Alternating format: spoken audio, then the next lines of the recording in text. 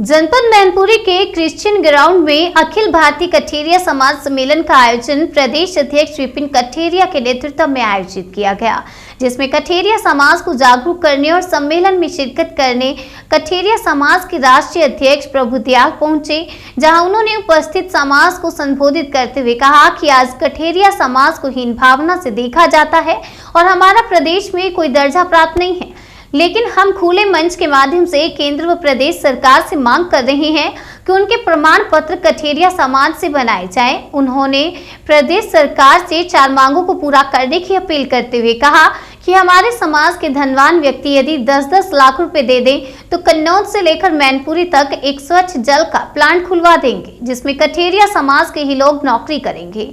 उन्होंने चुनाव को लेकर आह्वान किया कि अब की बार कठेरिया समाज का वोट ना दारू से निकलेगा ना बिकेगा पैसों से। वहीं मंच के माध्यम से डॉक्टर विपिन कठेरिया ने केंद्र व प्रदेश सरकार से 4 मांगों की मांग की है।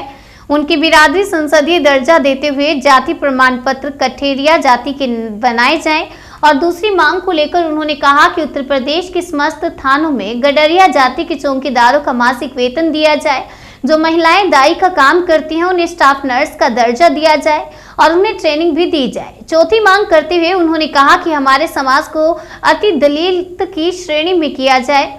तो वहीं सम्मेलन समारोह में शामिल लोगों ने कोरोना गाइडलाइंस की जमकर धज्जियां उड़ाई। बिना मास्क के बहुत से लोग रैली में शामिल थे।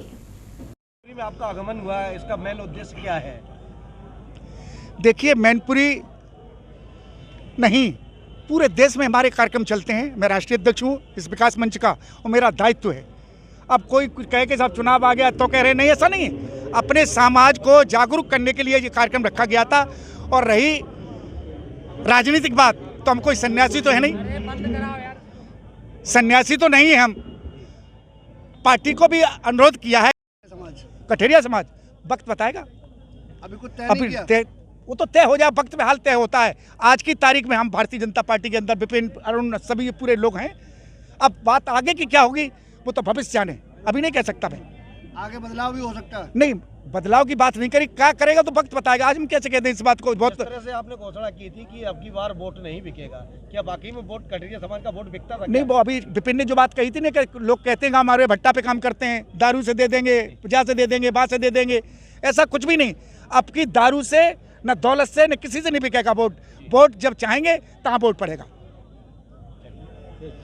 और आप यकीन करिए, पूरे प्रदेश के अंदर, पूरे देश के अंदर, हरियाणा, पंजाब, राजस्थान, चाहे बिहार तक, मैं राष्ट्रीय अध्यक्ष हूँ। मेरा कर्तव्य बनता है अपने समाज का वोट अधिक से अधिक वहाँ डलवाया जाए।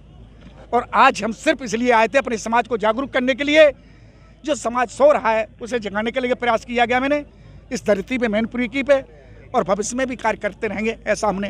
तो इस बार ये कठेरिया समाज मैनपुरी में आए हैं, कार्यक्रम का आयोजन हुआ है। सरकार ने गाइडलाइंस भी जारी की है, कोरोना चल रहा है, प्रोटोकॉल का पालन नहीं किया जा रहा है।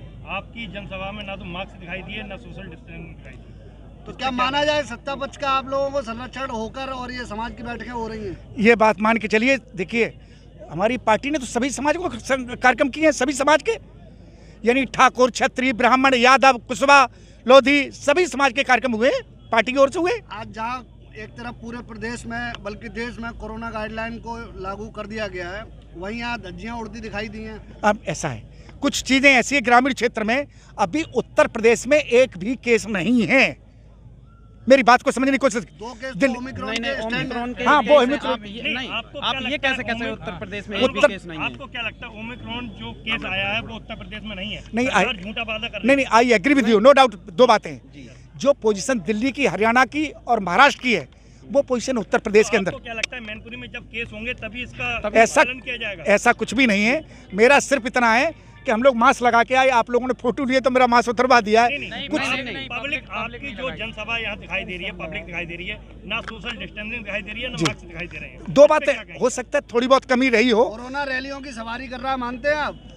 सवारियों की रैली तो कर रहा, देखने अपने और भी तो देख रहे होंगे रैली कितनी बड़ी। जैसा कि प्रधानमंत्री जी ने रैलियों पर रोक लगाई है। समाजवादी पार्टियों में अभी विगत कुछ दिनों पहले से इतनी बड़ी रैली हुई थी, कोई मार्क्स नहीं था। 1 मिनट। जैसा कि प्रधानमंत्री जी ने रैलियों पर रोक लगाई है, 200 से ज्यादा अनुमति नहीं दी है लोगों को, और आपकी जनसभा में करीब 2000 लोग दिखाई दिए। इस पे क्या कहेंगे?